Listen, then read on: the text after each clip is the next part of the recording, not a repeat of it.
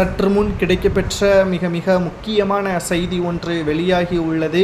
திராவிட முன்னேற்றக் கழகத்தின் மூத்த நிர்வாகியும் மூத்த அமைச்சருமான பொன்முடி அவர்களை கடலூர் மாவட்டம் மற்றும் விருத்தாச்சலத்திலும் அமைச்சர் பொன்முடி அவர்களுக்கு செருப்பால் அடிக்கக்கூடிய வகையில் பெண்கள் அனைவரும் பொன்முடி அவர்களது உருவப்படத்தில் செருப்பால் அடித்தும் விளக்கமாத்தால் அடித்தும் போராட்டத்தை நடத்தியுள்ளனர். அதிமுகவின் ஆர்ப்பாட்டத்தில் இது மிகப்பெரிய அளவில் திமுகவிற்கு எதிராக இந்த போராட்டம் நடைபெற்றதால் நிச்சயம் 2026 சட்டமன்ற தேர்தலில் மிகப்பெரிய ஒரு எதிர்ப்பாக இது அமையும்.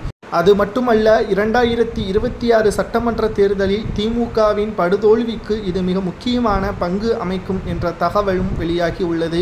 ஏனென்றால் பொன்முடி அவர்களது சர்ச்சை பேச்சு இதுதான் முதல் முறை அல்ல. இதற்கு முன்பாக ஓசி பஸ் என்று அவதூறாக பேசியதும், குறிப்பாக 1000 ரூபாய் பெண்களுக்கு வழங்கப்பட்டதன் காரணமாகத்தான் அவர்கள் பவுடர் போட்டு அலங்காரமாக சீவி சிங்காரிச்சு இருப்பதாகவும் வாய்க்கு வந்ததைப்படி பேசிய பொன்முடி அவர்களால் கிட்டத்தட்ட தமிழக பெண்கள் நாங்களா கேட்டோம் 1000 ரூபாய், நீங்கள் தானே தேர்தல் வாக்குறுதிகளை கொடுத்தீர்கள், அதிலும் பல ஊழல்களை செய்தீர்கள் என்றும் மக்கள் கொந்தளிப்புடன் கேட்டுள்ளனர்.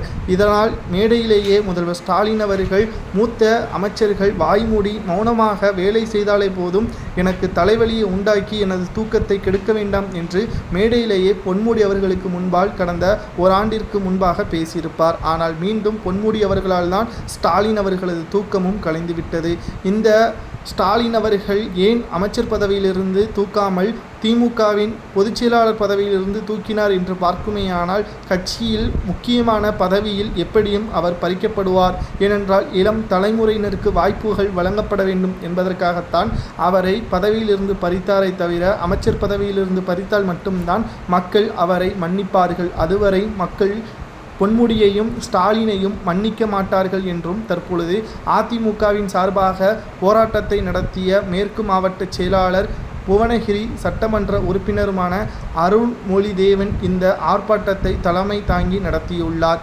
ஏராளமான பெண்கள் கலந்து கொண்டு பொன்முடி அவர்களது உருவப்படத்தில் செருப்பால் மற்றும் விளக்கமாற்றால் அடித்து போராட்டத்தை நடத்தியதால் பரபரப்பு ஏற்பட்டது.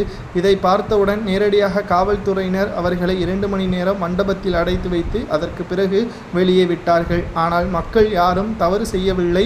குறிப்பாக அமைச்சர்கள் வாய்க்கு வந்ததை பொதுவெளியில் பேசிவிட்டு கொச்சையாக பேசுவது அமைச்சராக இருந்தால் அவர்கள் கீழ் செயல்படக்கூடிய பணியாளர்களின் நிலைமை நிச்சயமாக மக்கள் அவதிக்கு உள்ளாவது அமைச்சர்களால் தான் என்றும், தமிழகத்தில் குற்றங்கள் அதிகரித்திருப்பது அமைச்சர்கள் சரியில்லாததுதான் என்றும் இதன் மூலம் தெரிய வருகிறது என்று எடப்பாடி கூறுவது சரியா தவறா என்பதை கமெண்ட் வாயிலாக கூறுங்கள்.